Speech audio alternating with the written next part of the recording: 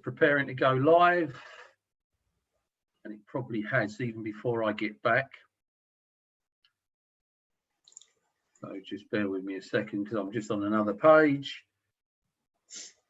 And meeting is now live streaming on custom live streaming service. Yep. Okay, my name's Graham Hooper from Tri Coaching Partnership. This is Auriel, one of Tri Coaching trainers, and we're going to kick off the interview with Auriel. Just tell me a bit about yourself. Okay, good afternoon, Graham. Hiya.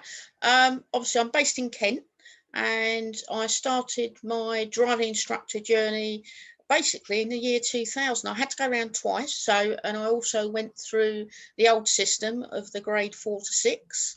Okay. I did my training, so I went back round and did my training both times with BSM, and I failed on part 2. Basically, it's just test nerves. So passed. I fully qualified in 2004. Obviously, like everybody starts off, Yep. We start off with the learner base, loving it, you know, thinking we can teach everybody on the earth and stuff of that nature. And then obviously I got to probably about 2006, 2007. I think I don't know how I got into your grasp, Graham, but I did, and that was it. That was the end of my. That was the start of my my career, really. Okay, yeah. So it's all my fault. You've just gone uphill ever since. Yeah, I have. Yeah. Not downhill. So that was 2006, 2007. Yeah. Okay.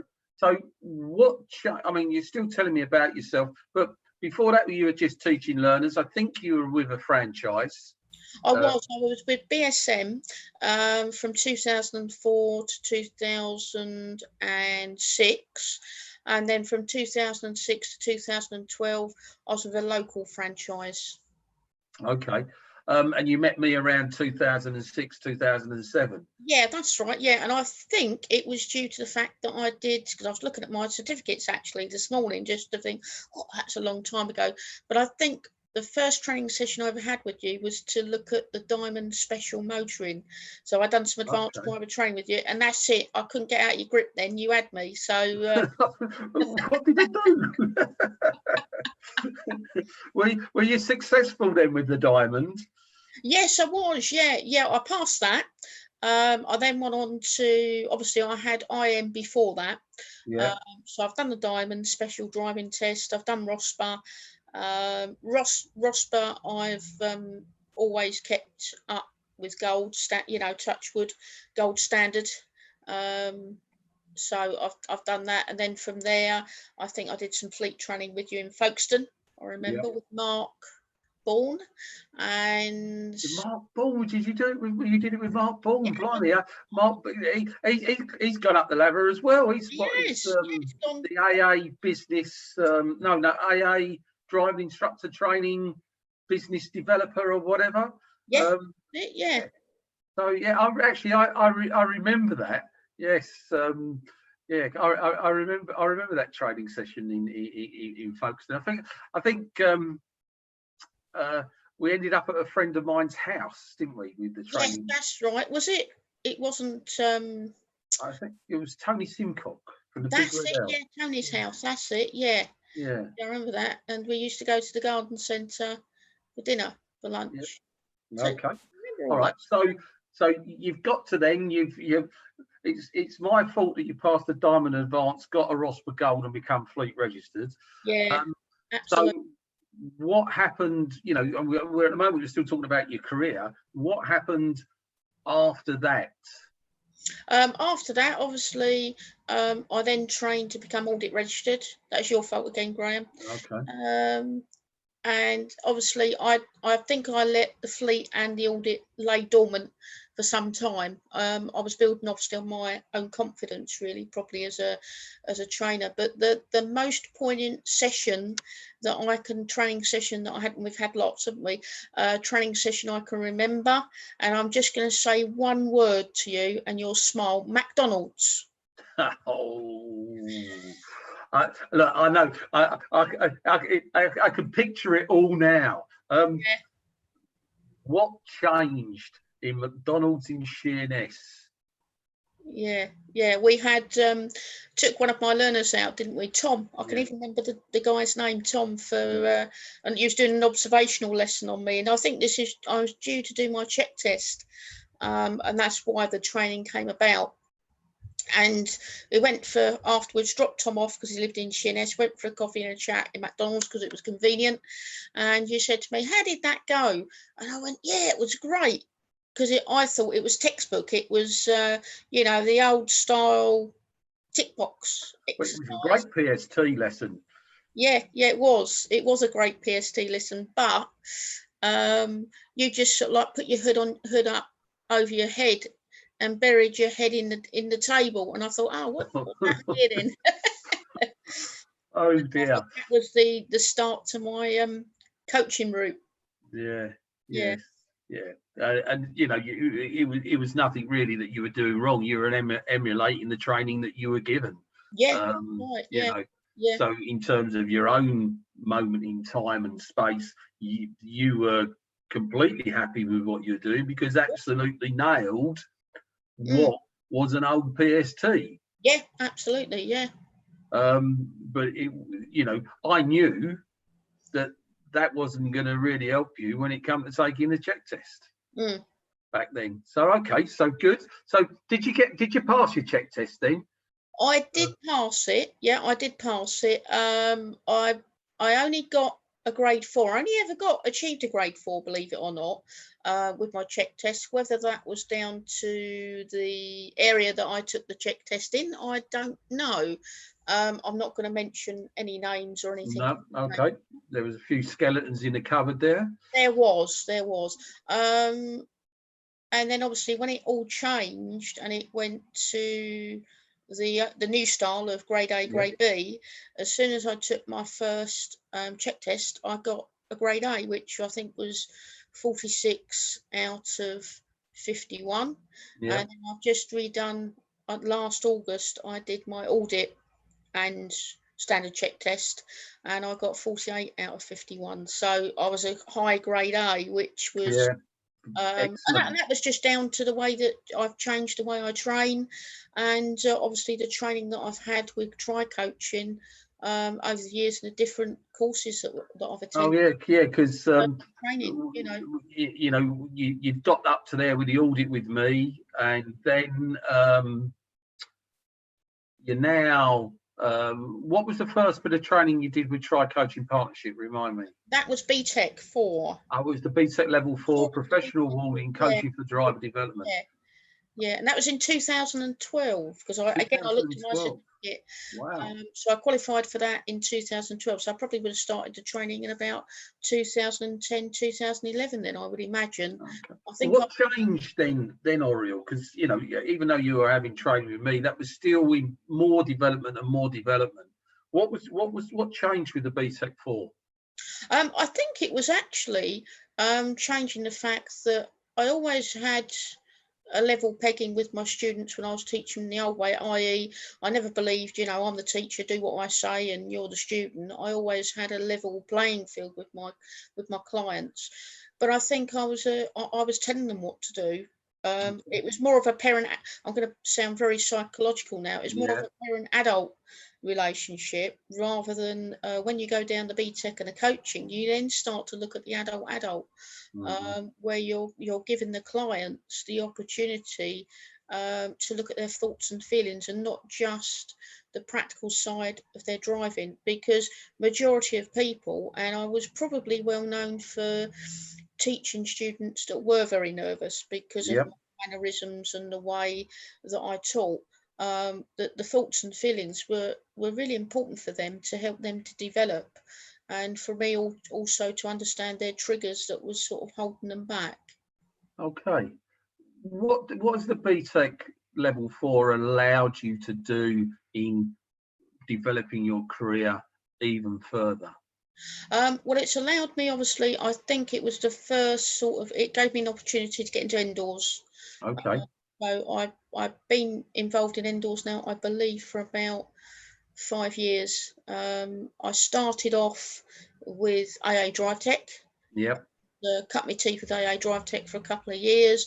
As you know, you get to know various trainers, and they say, oh, there's interviews coming up for Kent and Essex and stuff of that nature. So again, I called on your good self, and that was in Ashford International Hotel, wasn't it? Yeah, I remember. Through the presentation, because presentation is something I'd never done before. I never thought I'd be able to stand up in front of a couple of people, let alone 25 people, Yeah. and speak to them about, you know, the benefits of not speeding and things of that nature. So yeah, I do indoors courses, I do speed awareness courses, I do courses for people that have on motorway courses as well. I also do SCD, which is safe and considerate driving. So that's within the classroom and also on the road as well, which is really good. I enjoy that. It's again, it's very tapping into the psyche side of people's thoughts and feelings, and also do what's driving us as well, which is where people have maybe gone through a red light or broken a road traffic rule. So I get involved and see a lot of variety of people. Okay. You also do, I think, if I'm right, you were doing, I don't know, you won't be doing now, but you were doing some fleet work as well. Yeah, I'm still doing fleet work. I still do fleet work for Fleet Master, and they've got a big contract for British Gas. So that's something that I do. Obviously, that's been put on hold because of the circumstances that we're in. The circumstance that I found myself in, I applied for Green Penny. So I have got work there as well. I haven't done any jobs for them just yet, but I'm hoping in the future that will bear fruit. So got lots of things. So if I'll take you all the way back, is there anything else actually you want to add to your repertoire that you're doing? I mean, I know you do instructor training as well. So is there anything else you want to mention to your repertoire in terms of business that you've got that I don't know about? I mean, you know. I don't know. I've got my fleet, got my audit. I do my fleet work. I do my audit training. Obviously, I've done the training with you, and hopefully, you know, that will grow. I've done the presentation skills with you. I think the presentation skills one was my favourite course. Okay, tell us a bit about that. The presentation skills course being your favourite course. Well, I think I found out an awful lot about myself as a person and what makes me tick and what is important to me, which is really, really interesting. So it was more of a self-development, and I do go on these things to self-develop. And at the moment I'm doing a degree, diploma, whatever you want to call it, level 5 in cognitive behavioural therapy, purely because it's really interesting, because I like that kind of thing and I believe in it as well. Now, whether that will evolve and hopefully take me into more instructor sort of training and open doors for me, or it could be the fact that I decide to do some CBT therapy privately as well. So there's absolutely, because you've got the coaching qualification. I've done it more as anything that I sort of do, I always do because I'm interested in it. I never do anything that I'm not interested in doing unless I'm sort of beaten over the head with a big stick and told I've got to do it, because I always feel you're not going to be good at it. The passion's not going to be there. I just want to come back to actually the presentation skills course. Because this is actually, I am still stuck on a decent name for the presentation skills course, because the presentation skills course, when you say it's a presentation skills course, it absolutely doesn't say what it does on the tin. No, it doesn't. No.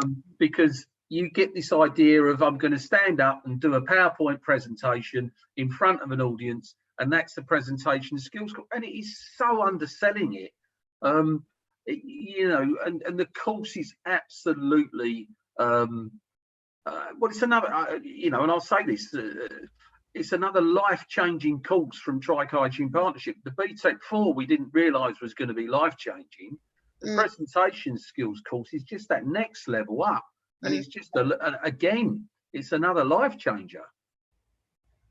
You know, I just want to know, if you were going to call the presentation skills course something else, what would you call it? I knew that was coming. And as you were saying that, I was thinking, my brain was overworking. What would I call it? Because you are right. It's not about the actual title doesn't sell it as to what it is. Maybe personal development training. Okay. Something like that. I don't know. I will still continue to give it some thought. And those who are watching it, like Sarah Sue, and and going, here he goes again, because I can't stand the name of it, but because I know it's a great course. Yeah, and I don't think fantastic. It really is great. And we know it's not packaged right. Right. I just wanted to take you back, and then I'm going to take you for, because you've just told us, wow, what a journey. Up. Yeah. Developing all the time. It just shows that investment of CPD, how much it's changed your career from where you were back in 2006, 2007, where you are now. And I think if anyone's watching this and was interested about CPD, they need to know it's not instant. Yeah. That's 13 years of development. I've been doing, as you know, Graham, I started, like everybody did back in 2004 after I qualified. You settle yourself in for a couple of years, getting used to learners, and then you think, I'm always looking. I never think I'm better than anyone else, but I always want to be the best I can be for me. That's the way I would describe myself as a person. And I suppose I always thought, I can do better. I can help people better. I can do this better. What can I do differently? And that's what started my CPD journey. And obviously, I wanted to increase my income as well. I wanted a livable wage. And although it's taken me ever such a long time, we're looking at a journey that spans from 2006 to 2020. We're looking at a 14-year journey. I would say the last sort of 3 to 4 years of my career have been the best, and it's getting better. So no, it's not an instant fix. It's not a crash diet, if that's the right wording to use. It's a lifestyle change. Yeah. But it's whether or not as a person you want that. I think the great thing is with the new training style they're bringing in, we really are sowing the seed really, really early to those new trainers that are coming into the industry. Yeah. And I'm not going to mention any names or anything of that nature, but there are still, sadly, and I'm so glad I finished with learners, because it used to make me cringe when I had to wait in the waiting room with the other instructors, or you go for a coffee because you're sociable, and then just sit there and listen to them sound like dinosaurs, and you're thinking, well, I daren't say anything because they think I'm out my tree, because they just won't get how I'm thinking.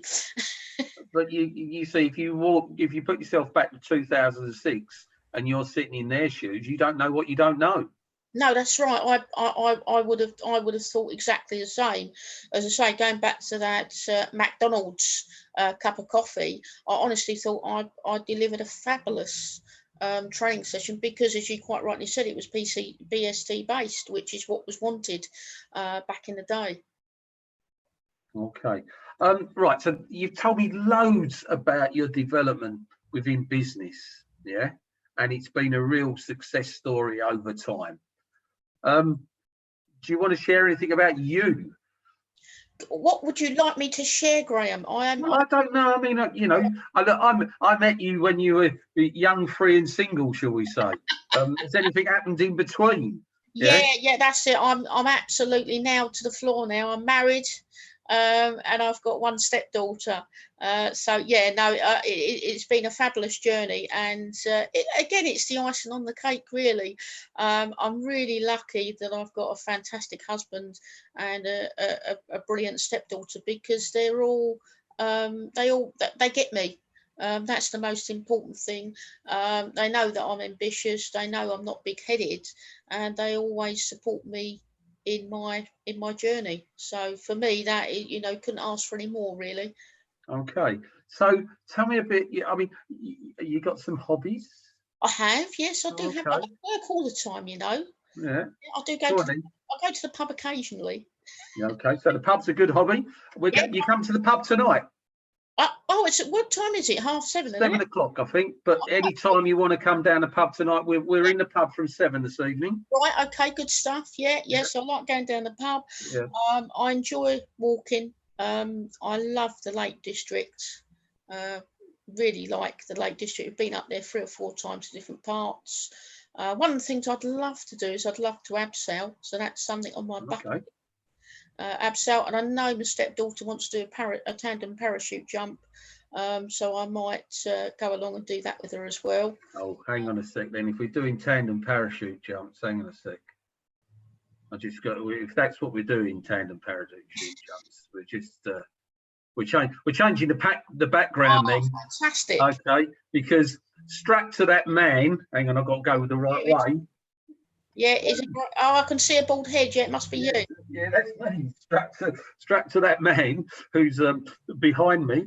Yeah, that's about 12,000 feet up over Australia at the time. Yeah, tandem parachute, wonderful, absolute sheer adrenaline buzz. Yeah. So yeah, absolutely fantastic. Okay, so you're going to throw yourself out of the plane. Yep. Yep. Okay.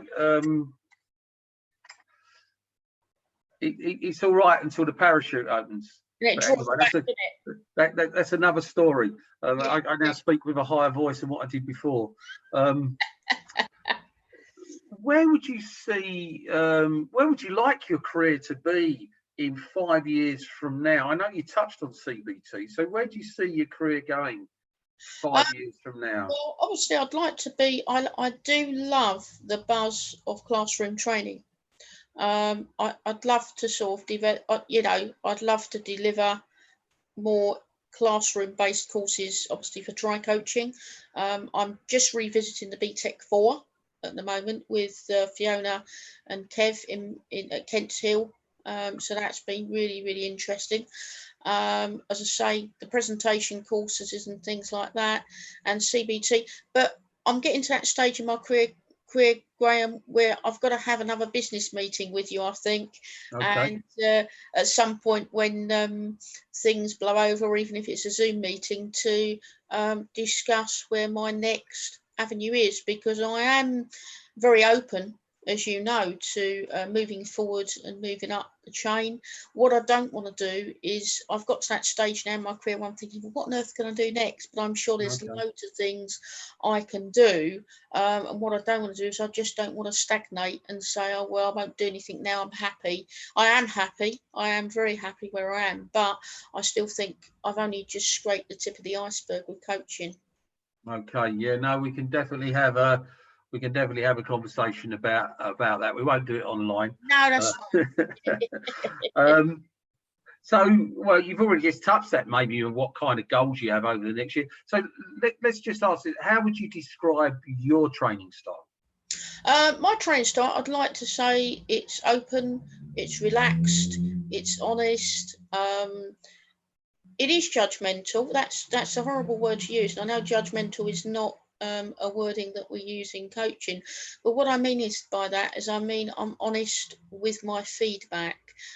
So for example, if someone does believe that they're, I don't know, fabulous, I'm not going to turn around and say, well, no, actually you're not. I would use my coaching skills to try and get them on a realistic level playing field, so they know what they need to do to make themselves better. Yeah, and that's in some respects, it's not being judgmental, because it's judgmental about the person, isn't it? And not judgmental about their skills. Their skills are separate. You know, that's not about the person. That's just about what behaviour they demonstrated. So, okay. So you're, as a trainer, you're nice and honest. As a trainer, what inspires you? Either as a trainer or in life, what inspires you? What inspires me really is seeing people grow. I love to impart knowledge. I have got a lot of knowledge, although I've got blonde hair, I've got a lot of knowledge. And I love the job that I do, I really do. And I would want somebody else to have the same passion and love for their job that I do. You know, I don't worry about getting up for work. And I know that might sound quite silly, and I can't wait to get back to work when, you know, Corona is over, because that's what I miss. I'm loving the time at home with my family, because that's something I've not been able to do for such a long time. But I'm also missing imparting knowledge, seeing people grow, developing those people, and making them believe in their own abilities. Maybe where they can't see it themselves. Yep, brilliant. Okay. So do you know where your coaching journey began? Yeah. Where it began? Yeah. Well, I suppose it probably began after the training that we had when I did the PST training. And I Okay. think that's when you sort of, you know, tried to show me a different way. Okay. Yeah. sounds like something out of the Bible. It does, yeah. Oh dear. Tell me about your proudest achievement. Well, my proudest achievement would probably be getting married, to be honest with you. Wow. That would Fantastic. be my proudest achievement. Not had much success in the past with other partners. I was engaged when I was about 25, but luckily I had a lucky escape from that one. Waited ever such a long time to find the right man, which I've found now, Bernie. And yeah, we've been together 8 years and happily married for almost 2 years in October. So Wow. yeah, you know, as I say, he just gets me, and I think that's all you need in life, isn't it? He just gets me, I get him, and neither of us have really changed since we've met one another. We've just grown.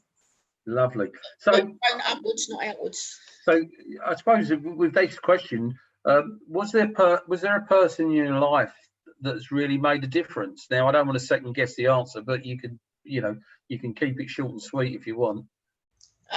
Do you mean personally or do you mean professionally, Graham, or both? You can go either way if you want. I don't know. Well, I don't know. I better ask my husband about that one. Yeah. Well, obviously, professionally, I would say, obviously, try coaching and primarily yourself. Okay, thank personally, you. I would say, obviously, meeting my husband. Cool. And, that's what I thought you were going to say. Yeah, no, that's right. Well, I'd say personally and professionally, yeah. But okay, cool. What are your lifelong dreams? You know. Oh, goodness me, now you're asking. Let me get a bit of paper. How long's a bit of string, Graham? Well, give us one or two off of the bucket list sort of stuff. Bucket list. Well, personally, I'm nearly got all my dreams. My dreams were, and I know this sounds very silly, get married, buy a house, and be a sensible weight. So the last one I've got to work on is just lose a couple of extra stone, and I'll be where I want to be personally. And I think when I am where I am personally, that will then give me the comfort and the confidence to grow professionally more so than I have done now. Okay. List 5 words that would describe your character. Oh God. Determined, honest, hardworking, empathy, professional. Cool, that's 5. I was counting. I could never get the count. I think, yeah, I didn't have to take my sock off or anything. So we're all right. Okay. What's your biggest regret and why? I mean, obviously maybe not too personal, but you know. Of course, no. Biggest regret. Well, probably, I would say not coming into the industry early. I was 30 when I sort of joined the industry. I think if I'd known I'd been able to do that when I was 21, but then I was in a different place when I was 21, yeah. So probably I wouldn't have been I'd been in a worse situation than what I was. And obviously I'd have loved to have met Bernie younger so that we could have had children of our own. But people ask me, have I got regrets quite a lot of the time? And I honestly answer the word no, because I always think whatever happens in your life, whether it's good or bad, it's there to show you something, and it's there to either lead you to a different pathway, or it's there to make you realise that you need to change something. So I don't think the word regret is something that is in my vocabulary. I would probably just call it learning opportunities. And I know that sounds a bit I can completely buy into that. I mean, because whatever, shit happens, and you can have no regrets about it. You can just move on and learn from it. You can't go back and change it. So no, fantastic. Yeah. Right, this is the big question. right? This is the big Oh, big question. Everyone's, you know, had to be really careful how they answer this. So, right. So this is the one. I can't do it without laughing. How do you think I rate as an interviewer? Do I have to answer that one? Well, you don't. It's not compulsory, but do I have to do it on a scale of 1 to 10? No scaling, no scaling. We can if you like. No, you're very good. You're very relaxed, and it's just like having a conversation, isn't it? So, but probably because I've got a good rapport with you anyway, and likewise, so I don't think there's any sort of stale bits there. So, no, very good. Cool. Right, moving on. Because right, what kind of car do you drive? I drive a Kia Rio 3, Series 3. Okay.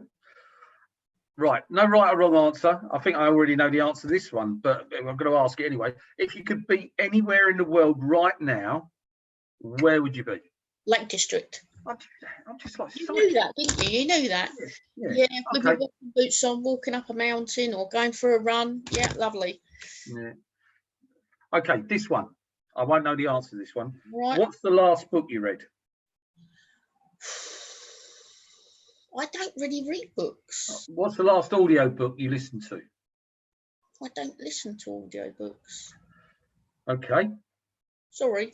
No, it's fine. If there was going to be a book that you read, what would it be? Oh, now you're asking. I would like to read The Inner Chimp. That is the book. Oh, yeah, the Chimp Paradox. Yeah. Paradox. I would find that really interesting. Reading's just not my thing. I can read things, it don't go in. I can listen to things, it can't go in. The only time I'll enjoy listening to a book or reading a book is if it's to do with work. So at the moment, I'm doing a lot of research on CBT and things like that. So I'm reading documents that are in the assignments that I'm doing. So okay, all right. So what's the last document you read? Goodness me. Well, that was last night about 2 a.m. in the morning, because I do like to study in the morning. I don't know what it is. My brain is active in the morning, and I'm more sort of susceptible to doing assignments early in the morning. Right. You don't have to tell us. It's fine. Okay. What's the best movie or box set you've seen in the last year? That would be the film that we watched at the cinema, and that would be 1917. That absolutely fantastic film. Yeah, I've watched that. Yeah, thoroughly enjoyed it. So what would you do if you won a lottery then? Oh, goodness me. Well, what would I do? I would, first of all, I'd financially sort all my family and my close friends out, make sure they were comfortable. We'd probably, me and Bernie would buy I wouldn't buy a massive house. I'd just buy a 4-bedroom detached house, driveway and all that kind of stuff. And then obviously buy a little bolt hole cottage up in the Lake District, Graham, as you probably knew would be the answer to that. And I'd have a nice flash car that I could go posing in. And we'd have an average everyday top of the range, family car. Cool. And then I would just I'd definitely have a home gym. I'll employ a trainer and a chef to do. Well, I don't think I would employ. I'd have a brilliant gym, and I'd probably get someone to come to the house and train me. And with the cooking, I mean, I would just be in the kitchen experimenting with cooking, because I love cooking. So you'd be a Herman Blumenthal or whatever his name is. Yeah, with a blowtorch. Yeah, that's it. And I would eat in lovely, expensive restaurants, but I think that's about it, really. Okay, yeah, and burn your house down. Yeah, probably. No, my luck. Yeah, fair enough. Okay. Have you got any heroes? Oh, I have got heroes, not people that are famous, but I certainly have got people that I absolutely feel where my grounding and my personality. My most hit would be my mum, to be honest with you. She would be my hero. Lovely lady. We were like two little peas in a pod, apparently. very sadly, when I was about 4 or 5, she developed MS, and she spent the last 16 years of her life wheelchair bound. But she was the most positive, encouraging person you could ever wish to meet. And although she's been passed 20 odd years ago, I still feel that her life was robbed. Her life was robbed because of a medical condition, and she passed very young. As well as you know, my dad passed away last year. He was 89, and it's a completely different grieving process because although both my parents have played a very important role in my life, it was almost a release when he passed because he was suffering quite a lot. So there's 2 different types of there, and obviously my newest hero is my husband. Cool. Right, we've got a few more questions. I'm going to ask you this one. You've got to be careful how you answer it. What do you like to do for fun? Right. What do I like to do for fun? For fun, I like to go out and have what I call a beano. And what I mean by a beano is, I don't know, go up to, a lot of the time when I was younger, I've got friends up in Bexley, and we used to do, pub. If you go to Bexley, you've got about 4 pubs within stumbling distance. So I enjoy going up there and really sort of living that, and having a laugh and a drink, and I like to go to the local pub also with close friends, and Bernie and stuff, and sometimes just let my hair down once in a while, where I will drink a little bit too much, and we will have shots and things like that, and then the next day sort of like, well, that was a good evening, but what did we do? Fair enough. Right, 2 more questions. Rightio, go on. Okay, if you were an animal, which one would you want to be? I'd probably want to be a cat, because cats, they kip when they want to kip, and they kip in a day, and I probably kip better in a day.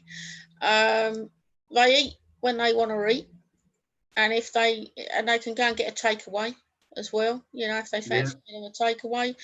They go out with their mates in the daytime and in the evening and have fun, and you get lots of you get a stroke now and again, and you get looked after, but you get fed and watered, but you're pretty independent. Cool.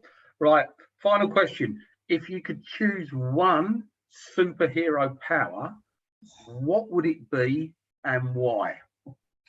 It would probably be mind reading. Ooh, come on. Because people's minds and how they think, and their psychological beliefs and passions, and I find that really fascinating. So that's one of the powers I'd like. Yeah. Okay. All right. Cool. Auriel, thank you for your time. So right. I'm going to say goodbye. It's goodbye. You can say goodbye as you want. And I'm just going to stop the live stream now. So thank you all. Bye-bye. No worries.